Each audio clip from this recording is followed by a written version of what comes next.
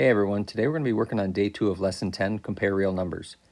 Your assignment is page 93, number 2, 4, 6, 7, and 9, and you can access a clean homework assignment right in Canvas.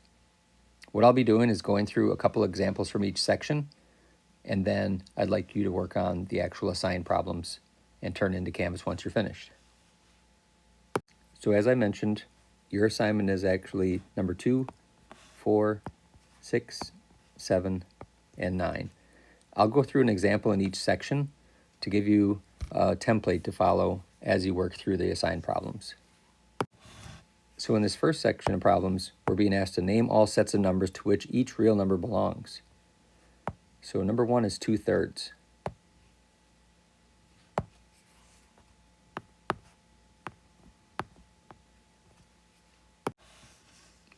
So to help with this problem, I would really recommend looking at the real number chart where it showed the breakdown of rational numbers, irrational numbers, and all of the other possibilities. So if we look at 2/3 and what categories this will fall into, we know it's not an irrational number, but it does fall into the rational number category. Remember, a fraction is a rational number.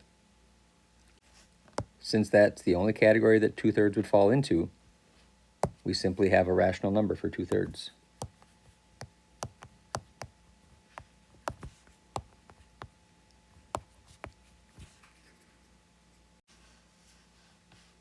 So for problems number 2 and 4, you'll go through the same process using this real numbers chart to determine which categories they fall into.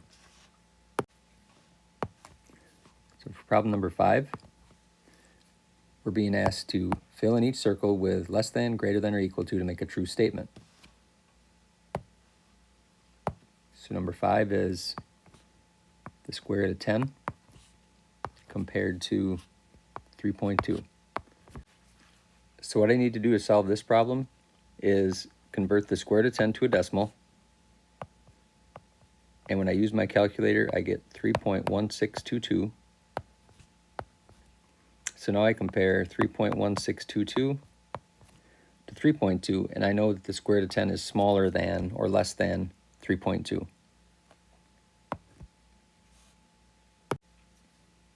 And finally, for number 8, we're being asked to order each set of numbers from least to greatest. Verify your answer by graphing on a number line. We've got the number line right on the page, so you could either recreate that or use this while you're showing your work. So what I've done is found decimal approximations for negative 415%.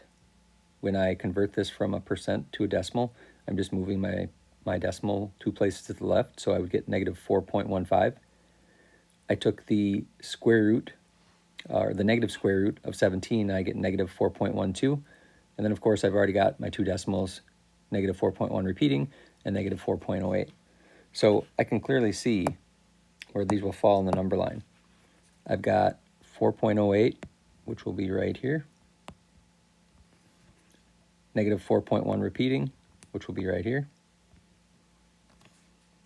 Negative 4.12, which is the negative square root of 17, which will be right here. And then negative 4.15, which will fall right between 4.16 and 4.14, negative 4.14. So in order, they would be actually in the order that they're already placed. Negative 415%, the negative square root of 17, negative 4.1 repeating, and negative 4.08. So next, I'd like you to move on and work on today's assignment. Once again, that's 2, 4, 6, 7, and number 9. And your assignment will be due tomorrow.